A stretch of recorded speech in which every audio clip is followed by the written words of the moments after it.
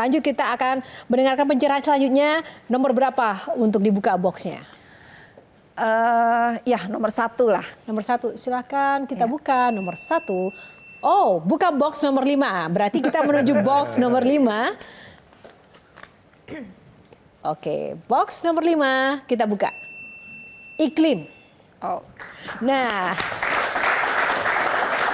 bicara soal iklim, tadi kan Bu Dwi Korita sempat menyatakan di awal-awal tadi bahwa memang beliau sejak kecil ya itu menyukai tentang alam, bahkan pernah nih melakukan aktivitas yang mungkin tidak pernah dilakukan oleh Gian. Nah, apakah itu? Kita lihat nih fotonya. Ya Allah. Wah, ini apa Bu? Boleh diceritakan zaman di ospek ya Bu?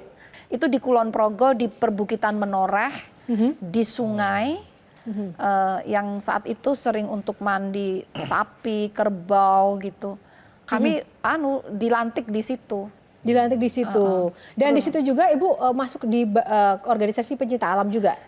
Iya, Universitas. Magma Gama, di geologi, di Magma Gama. Dari situ aja kita udah tahu ya pemirsa bahwa memang ketangguhannya memang sejak dulu kala si Ibu ini, makanya pantas saja menjadi kepala BMKG-nya pun juga sudah 6 tahun lebih ya. Benar-benar dipercaya, iya nggak Bu? Dari tahun ya. 2017. Tapi November akhir. November akhir. Oke, Bu, kalau di luar negeri itu isu perubahan iklim itu kan santer sekali ya, bahkan dibahas di forum-forum internasional, PBB dan juga yang lainnya. Nah, di Indonesia ini kan sebenarnya adem ayem aja. Masyarakat kita tuh sebenarnya tahu nggak sih Bu tentang perubahan iklim dan dampak terburuk dari perubahan iklim untuk Indonesia sendiri seperti apa? Ya, kalau tahu atau tidak semakin banyak yang tahu. Tapi memang masyarakat kita ini kan majemuk ya. Jadi kami terus, itu PR kami untuk terus campaign, menyadarkan melalui sekolah, terutama melalui sekolah, melalui petani. Karena yang paling terdampak itu adalah petani. Dan itu sudah diprediksi oleh World Meteorological Organization, sekitar tahun 2050 di pertengahan abad, itu dapat terjadi krisis pangan global. Karena para petani, 80% dari petani itu terdampak iklim tadi. Jadi pertanyaan menarik Bu. Memang salah satu ancaman perubahan iklim terhadap kondisi Indonesia adalah pangan. Pertama musim kemarau yang lebih panjang. Berarti kita sulit untuk menanam. Kedua, musim hujan dengan cuaca ekstrim. Banjir dan musibah. Nah, ini kan menjadi catatan Bu. Nah, yang menjadi pertanyaan, bagaimana BMKG untuk warga, masyarakat, petani yang sama sekali pengetahuan cuacanya jauh dari apa yang bayangkan. Nah, itu Bu. Betul, gimana caranya ya? Gimana caranya Bu? Itu Bu. Mohon maaf, saya tadinya berpikir demikian Bu. Dan ternyata di desa itu mungkin hampir semuanya udah punya HP. Ternyata saya juga baru tahu Pak saat diajak, ya nanti masukkan IG ya gitu. Ternyata ngerti. Nah, jadi kami memang tetap menggunakan aplikasi itu tetap, karena ini ternyata di desa-desa pun sinyalnya cukup baik. Tapi tetap tidak tergantung itu Pak, karena kami juga melakukan sekolah lapang iklim langsung hands on dengan dinas pertanian, kemudian dengan pihak terkait di situ ada BPS juga, karena harus mengukur panennya berapa kilo gitu. Jadi langsung di lapangan.